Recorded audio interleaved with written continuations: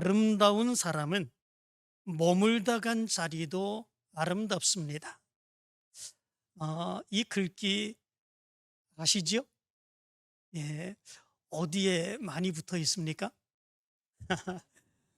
공중 화장실에 이 글귀가 많이 붙어 있지요.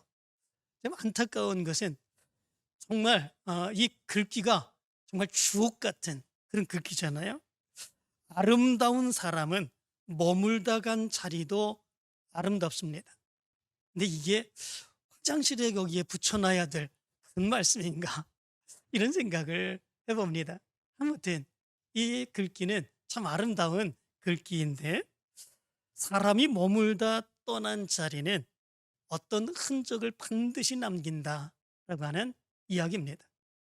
어떤 사람이 머물다 간 그 자리는 추하고 어, 더러운 그런 모습들을 남기는 이런 모습들이 있습니다. 그러나 어떤 사람이 있다가 간 그 자리는 정말로 아름답고 좋은 모습이 있는 그런 자리가 되게 되죠. 그런데 우리 믿음의 사람들이 믿음의 삶을 살다가 간 그 자리도 마찬가지입니다. 거기에도 흔적이 남습니다. 어떤 흔적이 남겠습니까? 믿음의 흔적이죠. 예수 그리스도를 믿고 믿음으로 살아간 흔적, 예수 그리스도를 믿고 예배하다가 살아간 흔적, 예수 그리스도를 믿고 날마다 하나님의 성전에 달려나와 예배하며 부르짖으며 기도하며 사역 감당했던 바로 그런 흔적, 믿음의 사람들이 살다가 간 그 자리에는 이런 믿음의 흔적이 남습니다. 그래서 오늘 성경 말씀 가운데도 보면 17절에서 사도 바울은 이렇게 말합니다. 이후로는 누구든지 나를 괴롭게 하지 말라. 내가 내 몸에 예수의 흔적을 지니고 있노라. 이렇게 말씀을 하고 있습니다. 여기에 흔적이라고 하는 말은 스티그마라고 하는 말입니다. 이 말은 찔린 자국 또는 표식 또는 점이라고 하는 의미를 가지고 있습니다. 헬라에서 이 말은 노예들에게 이렇게 자기의 소유라고 화인을 찍는 바로 그런 말로 사용을 했습니다. 노예에게, 노예도 사람 아닙니까? 그런데 노예에게 불에 달구어서 쇠를 달구어서 그의 몸에 그것을 불로 지져서 이렇게 표식을 새긴다고 하는 것, 얼마나 괴롭고 얼마나 고통스럽겠습니까? 그런데 그렇게 노예에게 표식을 새겨 놓으면 평생 가도 그 표식은 지워지지 않습니다. 누구의 종이다 라고 하는 그 표식은 그가 죽을 때까지 영원히 그의 몸에 남아있는 흔적이 되는 그런 모습들이 있게 되죠. 아마도 사도 바울도 그런 의미 가운데서 예수의 흔적을 이야기한 것이라 이렇게 생각합니다. 예수를 믿고 믿음으로 살았습니다. 믿음으로 사역을 감당했습니다. 그 많은 사역을 감당하는 가운데에 그의 마음 가운데, 그의 믿음 가운데, 그의 몸 가운데에 예수를 위하여 사역을 감당하다가 겪게 된 많은 일들, 그리고 많은 표식들이 그의 모습 가운데 있었던 거죠. 사도 바울은 이것을 예수의 흔적이라 이렇게 말씀해 주고 있습니다. 그런데 사도 바울이 왜 이 말을 하고 있는 것일까? 라고 하는 거죠. 자랑하기 위해서 이 말을 하는 거겠습니까? 나는 예수의 흔적을 가진 자다. 특별히 여기에서 스티그마라고 하는 말을 복수형을 사용해서 스티그마타 이렇게 표현을 해주고 있습니다. 내 몸에 예수의 흔적들이 이루히 알 수 없이 많다라고 하는 것을 얘기해주고 있죠. 그러면 예수의 흔적들, 이것을 많은 사람들에게 자랑하고 싶어서 이렇게 얘기한 것이겠습니까? 그런데 사실은 그렇지 않습니다. 사도 바울이 여기서 내 몸에 예수의 흔적이 있노라 이렇게 얘기한 이유는 그 당시에 율법주의자들이 갈라디아에서 이제 많은 성도들이 현혹하고 있는 것 때문에 그렇습니다. 그 현혹의 모습은 예수 그리스도를 믿는 것만으로도 우리 믿음의 사람들이 족하지 않다. 우리가 율법도 믿어야 되고 율법대로 절기도 지켜야 되고 율법대로 우리가 할례도 받아야 되고 그래야 우리가 구원받은 하나님의 자녀가 된다. 이렇게 주장하는 사람들 때문에 그렇습니다. 특별히 이 당시는 로마의 지배 가운데 있었죠. 이 로마의 지배 가운데 있을 때에 로마에서는 공인된 종교를 인정해 주었습니다. 그래서 공인된 종교를 믿는 사람들에게는 종교의 자유를 허락해 주고 마음껏 신앙적으로 살아갈 수 있도록 그렇게 해주었죠. 그러나 로마에서 인정하지 아니하는 종교를 믿는 사람들에게는 아주 가혹하게 핍박하는 그런 모습들이 있게 되었습니다. 그런데 유대교는 로마의 공인된 종교였습니다. 유대교를 믿으면 어디에 가든지 유대교의 신앙을 가지고 자유롭게 신앙생활하는 그런 모습들이 있게 되었던 거지요. 그런데 문제는 예수 그리스도를 믿는 사람들, 바로 기독교는 그 당시에 공인받지 못했습니다. 그렇기에 로마로 인하여 엄청난 핍박을 당할 수밖에 없는 이런 모습들이 있게 되었던 거지요. 그때에 율법주의자들이 이 갈라디아 교회에서 그렇게 주장하는 것입니다. 우리가 괜히 핍박을 받을 이유가 없다. 우리가 신앙생활하는 가운데서 괜히 어려움을 당할 이유가 없다. 우리가 유대인처럼 되면 우리는 신앙생활하는데 아무런 문제가 없을 것이다. 이렇게 주장을 하게 되었죠. 그리고 그것을 주장하기를 할례를 받자 이렇게 주장을 한 거죠. 할례를 받으면 우리가 유대교를 믿는 자로서 표식이 우리 가운데 있게 되고 그러므로 인하여 우리는 아무런 핍박도 받지 않고 자유롭게 신앙생활하게 될 거다. 이렇게 주장을 했던 거죠. 그러나 사도 바울은 그거에 대해서 인정하지 않죠. 할례의 표식, 그것은 무엇입니까? 사실은 그 할례의 표식을 받는다고 하는 것, 그것은 핍박을 면하기 위해서, 보여주기 위해서 나는 유대교를 믿는다 라고 하는 그런 표식으로서 그것을 받는 거 아니겠습니까? 그렇다면 예수 그리스도를 믿는다고 하는 것에서 그 표식이 무엇이 중요한 것이겠습니까? 예수 그리스도를 믿고 예수 그리스도를 위해서 사는 것에 그 표식이 무엇이 중요한 것입니까? 아무런 중요한 것이 없는 거지요. 그래서 사도 바울은 보여주기 위한 그런 핍박을 피하기 위한 그런 표식, 그 할례의 표식, 그것은 우리 믿음의 사람들에게는 아무런 소용이 없다. 오히려 예수 그리스도를 전하다가 핍박을 달게 받는 예수의 흔적을 가져야 된다. 사도 바울은 이것을 주장하고 있는 것을 보게 됩니다. 보여주기 위한 것, 그건 아무런 의미가 없는 거지요. 예수 그리스도를 믿는 사람들은 오히려 더 열심히 예수 그리스도를 믿어야 됩니다. 오히려 더 예수 그리스도를 믿고 핍박과 어려움의 모습이 있다고 할지라도 그럼에도 불구하고 그 믿음 가지고 살아갈 수 있는 모습, 이것이 우리 믿음의 사람들에게 있어야 되는 거지요. 예수의 흔적은 하나님의 뜻을 깨닫고 그가 변화되어서 예수 그리스도의 일꾼으로 사역을 감당하다 얻은 표식, 그것이 예수의 흔적입니다. 더 많이, 더 열심히 예수를 위해서 살면 예수의 흔적은 더 많이 나타날 수 있는 그런 모습들이 있습니다. 그리고 그 흔적은 내가 예수 그리스도를 기쁨으로 섬겼다고 하는 증거가 되게 되는 것입니다. 그렇기에 올 한 해에 우리 교회의 표어를 예수의 흔적을 보이라 이렇게 정했습니다. 여기 표어가 보이시지요? 보입니까? 예, 다 같이 한번 크게 외쳐보도록 하겠습니다. 예수의 흔적을 보이라. 예, 예수의 흔적을 보이라. 저 뒤에서 보면 흔적이라고 하는 단어가 잘 안 보이죠? 예수의 흔적은 잘 안 보입니다. 그렇지만 내 몸에, 내 마음에, 그리고 내 사역에 예수의 흔적은 나타나게 되어 있습니다. 올 한 해 동안에 예수의 흔적이 여러분들에게 나타나게 되길 간절히 축원합니다. 어떻게 예수의 흔적을 나타내야 되겠습니까? 먼저는 믿음의 본을 보임으로, 두 번째는 기쁨을 함께 나눔으로, 세 번째는 예수의 향기를 드러내므로 우리가 예수의 흔적을 보이자라고 하는 것입니다. 올 한 해 동안에 이 표를 항상 기억하면서 예수의 흔적을 보이기 위해 애쓰고 그것으로 인하여 하나님께 더 큰 영광 돌리는 여러분들이 되시기를 간절히 축원합니다.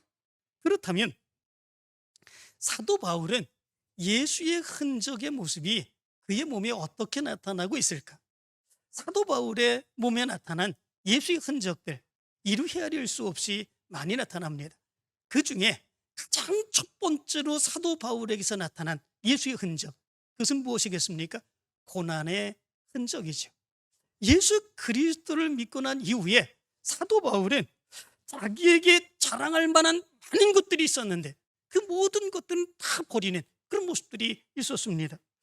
예수 그리스도를 믿기 이전에 나면서부터 8일째 되었을 때 할례받았던 정통 유대인으로서의 흔적이 사도 바울의 모습 가운데 있었지요. 그리고 그 당대의 가장 유명한 가말리엘이라고 하는 그 율법학자의 수제자로서 바로 그런 율법학자로서의 흔적이 사도 바울의 모습 가운데 있었습니다. 뿐만 아니라 예수 그리스도를 믿는 사람들을 핍박하고 박해했던 그 믿음의 열정, 바로 그런 흔적이 바로 사도 바울의 모습 가운데 있었습니다. 이 모든 것이 참 자랑할 만한 그런 흔적들이었던 거죠. 그런데 빌립보서 3장 7절부터 9절까지의 말씀을 보면 사도 바울은 이런 고백을 합니다. 그러나 무엇이든지 내게 유익하던 것을 내가 그리스도를 위하여 다 해로 여길 뿐더러 또한 모든 것을 해로 여김은 내 주 그리스도 예수를 아는 지식이 가장 고상하기 때문이라 내가 그를 위하여 모든 것을 잃어버리고 배설물로 여김은, 이렇게 얘기를 합니다. 사도 바울은 예수 그리스도를 믿기 이전에 가지고 있었던 그 수많은 자랑거리로서의 흔적들, 그런 것들이 오히려 예수 그리스도를 믿고 예수 그리스도의 사역을 감당하는데 오히려 해롭게 여기는 그런 모습들이 있었다. 오히려 그런 것들을 배설물처럼 여기는 이런 모습들이 있었음을 얘기해 주고 있는 것을 보게 됩니다. 그런 것이 오히려 신앙생활 하는데 해롭게 된다. 오히려 그런 것들을 그래서 아낌없이 배설물처럼 다 버리는 그 모습이 있었다. 사도 바울은 이렇게 이야기를 합니다. 그리고 자기의 자랑거리로서의 흔적들, 그런 것들을 버리고 난 뒤에 사도 바울이 행한 것들, 그것은 무엇입니까? 예수 그리스도를 위하여 고난받는 고난의 흔적을 얻기 위해서 애쓰는 삶을 살아갔던 것입니다. 고린도후서 11장 24절부터 27절까지의 말씀을 보면 사도 바울이 얼마나 많은 고난의 모습을 받았는가라고 하는 것, 우리가 잘 아는 말씀이 기록되어 있습니다. 사도 바울은 바로 그가 스스로 이렇게 많은 고난받은 것들을 이야기해 주고 있습니다. 그 말씀은 이렇습니다. 유대인들에게 40에서 하나 감한매를 5번 맞았으며 3번 태장으로 맞고 1번 돌로 맞고 3번 파선하고 일주일을 깊은 바다에서 지냈으며 여러 번 여행하면서 강의 위험과 강도의 위험과 동족의 위험과 이방인의 위험과 시내의 위험과 광야의 위험과 바다의 위험과 거짓 형제 중의 위험을 당하고 또 수고하며 애쓰고 여러 번 자지 못하고 줄이며 목마르고 여러 번 굶고 춥고 헐벗었노라, 이렇게 말합니다. 예수 그리스도를 믿고 믿음으로 살아가면서 오히려 더 좋은 일만 일어나기를 바라고 형통하기만 일어나길 바라고 더 높아지기만을 원하고 이런 모습들이 이루어지기를 간절히 원하는 그런 모습들이 일반 사람들의, 많은 사람들의 생각일 텐데 오히려 사도 바울의 모습 가운데서 보면 예수 그리스도를 믿고 난 이후에 그 모든 좋은 것들은 다 버리고 자랑할 만한 것 다 버리고 오히려 예수를 위하여 이렇게 고난받는 삶을 택한 그 모습이 있었다고 하는 거죠. 예수를 위한 고난, 그 고난은 무엇입니까? 이것은 어려움을 당하는 것, 그것이 고난이 아닙니다. 힘든 일이 생기는 것, 그것이 고난이 아닙니다. 예수를 위하여 살다가 예수 때문에 예수님께서 맡겨주신 그 사역을 감당하다가 당하는 어려움, 괴로움, 곤란, 그리고 그것을 이기고자 하면서 믿음으로 나아갔던 삶, 그것이 바로 고난이죠. 그렇지 아니하고 내가 살아가면서 그냥 어려움을 겪는 것, 이것을 우리가 고난이라고 얘기하면 안 됩니다. 어떤 분은 이런 얘기를 하지요. 나 시험 당했어, 그런 얘기를 합니다. 시험 당했어. 그런데 그 시험 당한 것이 뭐냐면 기분 나쁜 거죠. 누가 다른 사람이 자기 인정해 주지 않는 거죠. 자기 껴주지 않을 때도 있습니다. 때로는 이렇게 뭐라고 비난하는 그런 모습들도 있을 수 있습니다. 그러면 사이가 틀어지죠. 마음이 상하지요. 감정이 상하지요. 이런 모습들을 가르쳐서 나 시험당했다 이렇게 얘기를 합니다. 그런데 가만히 생각해 보면 그것은 예수를 위한 그런 고난은 아닌가 이런 생각을 해봅니다.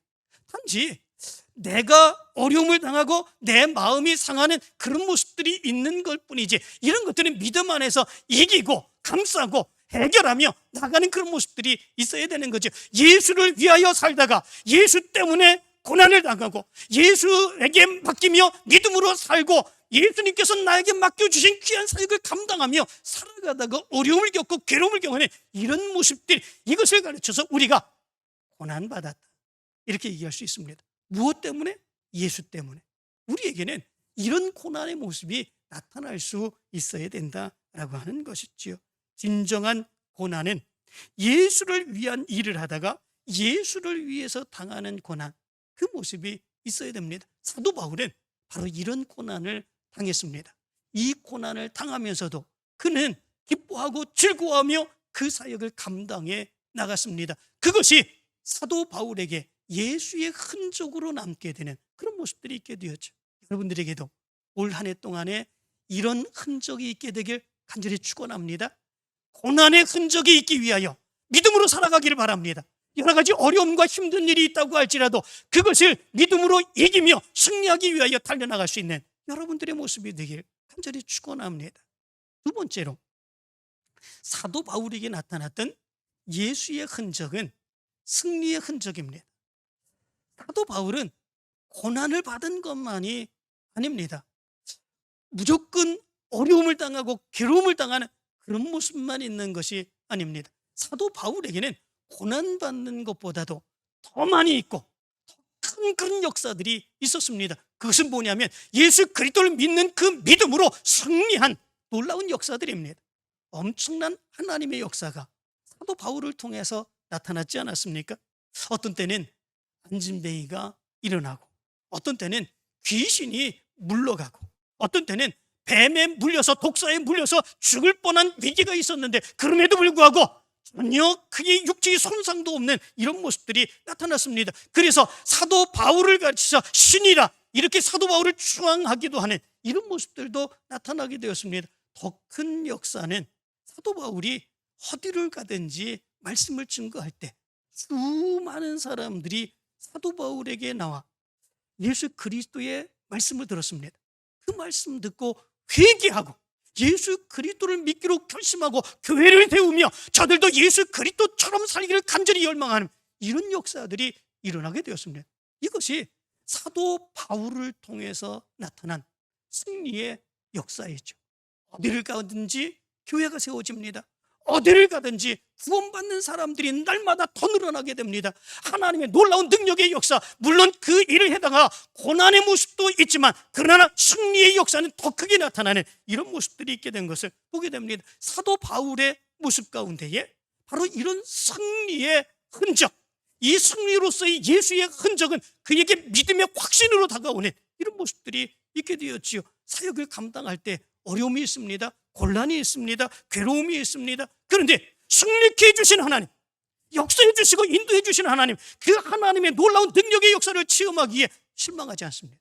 좌절하지 않습니다. 포기하지 않습니다. 왜냐하면 승리케 해 주시는 하나님이 계시고 예수님이 있음을 분명하게 믿기 때문에 그렇습니다. 지금은 어려움이지만 이것은 하나님의 영광을 위하여 더 크게 들어쓰시고자 하시는 하나님의 역사이다. 그것을 분명하게 믿으며 그는 좌절하지 않습니다. 실망하지 않습니다. 오히려 더 담대한 그런 믿음을 가지고 믿음으로 정진해 나가는 그 모습이 사도 바울의 모습 가운데 나타나게 되었던 거죠. 사도 바울에게 나타난 흔적, 그 흔적, 두 번째 흔적은 승리의 흔적입니다. 여러분들에게도 올 한 해 이 승리의 흔적이 있게 되길 간절히 축원합니다. 힘든 일이 있다고 할지라도 포기하지 마시기 바랍니다. 좌절하지 마시기 바랍니다. 절망하지 마시기 바랍니다. 우리를 지켜주시는 하나님, 역사해 주시는 하나님, 인도해 주시는 하나님, 해결해 주시는 하나님, 그 하나님이 승리케 해주신 놀라운 역사가 있을 것입니다. 이 믿음의 확신을 가지고 정진해 나가는 여러분들의 삶이 되길 간절히 축원합니다. 세 번째 모습이 있습니다. 사도 바울에게 나타난 예수의 흔적 세 번째, 그의 미래에 대한 소망의 흔적입니다. 그가 지금 이렇게 많은 어려움과 괴로움의 모습이 있다고 할지라도 지금이 끝이 아니다 라고 하는 믿음, 그것이 사도 바울의 모습 가운데 있었죠. 아무리 힘들고 어려운 모습이 있다고 할지라도, 그럼에도 불구하고 여기서 내 생명이 죽음을 당하는 모습이 있다고 할지라도 이것이 여기가 끝이 아니라 하나님께서 내 생명을 하나님의 나라로 인도해 주실 것이다 라고 하는 것에 대한 소망, 이것이 사도 바울의 모습 가운데 있었습니다. 그 소망이 있었기에 사도 바울은 어떤 일을 만난다고 할지라도 두려워하지 않았던 것을 보게 됩니다. 스데반이 있습니다. 스데반도 예수 그리스도를 증거하다가 돌에 맞아 죽은 첫 번째로 순교한 그런 사람이죠. 그런데 스데반이 말씀을 증거하다가 돌에 맞아 죽어갑니다. 그런데 성경은 그의 얼굴의 모습에 대해서 뭐라고 얘기합니까? 그의 얼굴이 천사처럼 빛났다, 그렇게 얘기하고 있지 않습니까? 어떻게 그렇게 그의 얼굴이 천사처럼 빛날 수 있겠습니까? 마저 죽어가는 그 상황 가운데서 내가 예수 그리스도를 믿었는데, 내가 잘 될 줄 알았는데, 내가 형통할 줄 알았는데, 내가 더 높아질 줄 알았는데, 내가 더 많은 것을 가질 줄 알았는데, 이제 여기에서 많은 사람들에게 예수를 전하다가 돌로 맞아 죽는다고 그러면 그 자리에서 원망이 나타나지 않겠습니까? 내가 잘 되기 위해서 예수를 믿었는데, 하나님을 믿었는데, 그리고 예수 말씀을 증거했는데 왜 내가 여기에 사람들로 인하여 돌에 맞아 죽을까? 원망과 불평의 모습이 나타나지 않겠습니까? 그렇다면 그의 얼굴은 평안한 모습이 아니라, 천사처럼 그렇게 빛나는 그 모습이 아니라 원망과 불평의 모습으로 찌그러진 바로 그런 모습들이 나타나야 되죠. 그런데 스데반은 그렇지 않습니다. 오히려 돌에 맞아 죽으면서도 그의 얼굴은 천사처럼 빛났습니다. 무엇 때문에 그렇습니까? 예수 그리스도를 믿고 그 믿음으로 사역을 감당하다가 이렇게 많은 사람들, 알지 못하는 사람들, 깨닫지 못하는 사람들, 죄인들, 그들로 인하여 돌에 맞아 죽는 순간, 그럼에도 불구하고 하나님께서는 내 영혼을 책임져 주신다, 내 생명을 하나님이 책임져 주신다라고 하는 믿음이 있기 때문에 그렇습니다. 그렇기에 그의 죽음의 모습은 단지 여기서 끝나는 것이 아니라 하나님의 나라로 옮겨지게 되는 하나의 계기가 되는 것이죠. 그렇기에 이 스데반은 죽어가는 그 순간에도 천사의 얼굴처럼 빛날 수 있었던 것이지요. 사도 바울도 바로 이런 이야기를 해주고 있습니다. 오늘 17절에서 이렇게 말합니다. 이후로는 누구든지 나를 괴롭게 하지 말라. 내가 내 몸에 예수의 흔적을 지니고 있노라. 핍박받지 말자고, 어려움 당하지 말자고, 우리 할례받자. 그러면 우리는 어려움 당하지 아니하고 이렇게 자유스럽게 신앙생활할 수 있다, 이렇게 얘기하지 말라라고 하는 거죠. 오히려 그것보다 더 중요한 거, 그게 뭐냐? 예수를 위하여 희생하고 헌신하고 그것으로 인하여 핍박받는 거, 그것이 더 중요한 것이지 내가 보여주는 거, 흔적 만드는 거, 그게 뭐가 더 중요한 것이냐라고 하는 거죠. 사도 바울은 예수의 흔적이 더 중요했습니다. 예수를 위해서 사는 게 더 중요했습니다. 그래서 예수의 흔적을 가져놓으라고 어느 누구도 이제는 나를 괴롭게 하지 말라 이야기를 했습니다. 여러분들에게도 이런 예수의 흔적이 있게 되길 간절히 축원합니다. 1956년 미국 사회를 발칵 뒤집었던 한 사건이 있었습니다. 미국에서 굉장히 명문이었던 휘튼 대학교 수석으로 졸업했었던 짐 엘리엇, 그리고 5명의 크리스천 젊은이들이 남미 에콰도르의 아우카족에게 선교를 하겠다고 경비행기를 타고 가게 되었습니다. 그리고 이제 모래톱에 경비행기를 착륙시키고 그들은 내려서 아우카족이 있는 곳으로 들어가게 되었죠. 그리고 그 이후로 그들은 실종이 되었습니다. 그것으로 인하여 미국에서는 엄청난 그런 많은 이야기들이 나타나게 되었습니다. 결과는 어떻게 되었겠습니까? 짐 엘리엇, 그리고 많은 유능한 그런 믿음의 젊은이들 5명, 이들이 결국은 아우카족에게 복음을 증거하겠다고 들어갔다. 그들로 인하여 다 살해를 당하게 되는 이런 모습들이 있게 되었습니다. 그들이 가지고 갔던 경비행기는 산산조각이네요. 이제 망가지게 되었죠. 미국 전역이 들끓었다고 그럽니다. 언론에서도 대서특필을 했다고 그러죠. 한 기자는 이 무슨 낭비인가 라고 하는 기사를 써냈습니다.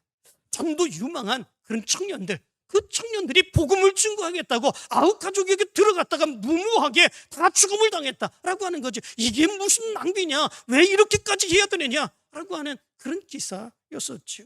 그런데 이 이야기가 거기서 끝나지 않습니다. 그들의 아내들이 남편이 다 하지 못했던 그 일을 감당하겠다고 그 아내들이 아웃 가족이 있는 그곳으로 들어가게 됩니다. 그리고 그 아웃 가족을 위하여 아주 섬김의 모습으로 거기서 섬기며 봉사하며 예수 그리스도를 증거하는 그런 모습들이 있게 되죠. 그리고 그들이 선교 생각한 기간이 다 끝나고 돌아올 때에 그 아웃 가족의 주장이 이 짐 엘리엇의 아내 엘리자벳에게 이렇게 물었다고 그럽니다. 당신들은 무엇 때문에 우리를 위해 이 고생을 하십니까? 이렇게 물었다고 그러죠. 그때에 이 짐 엘리엇의 아내 엘리자벳이 이런 대답을 했다고 그러죠. 남편들이 그렇게 여러분들에게 해주고 싶었던 말, 예수님은 여러분들을 사랑하십니다, 이 말을 전해주기 위해서입니다. 이렇게 대답을 했다고 그럽니다.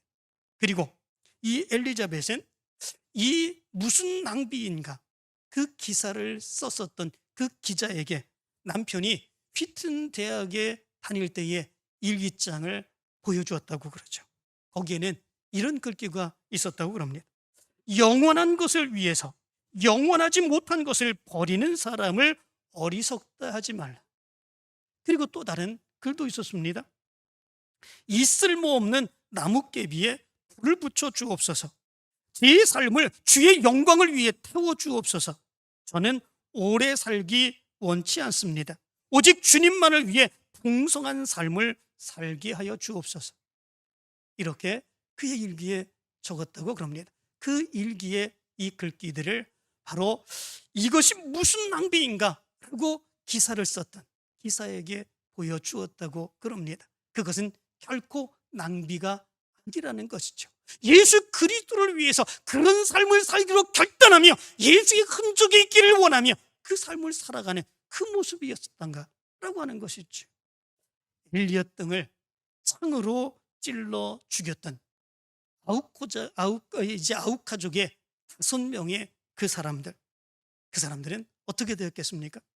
모두 예수 그리스도를 영접했다고 그럽니다.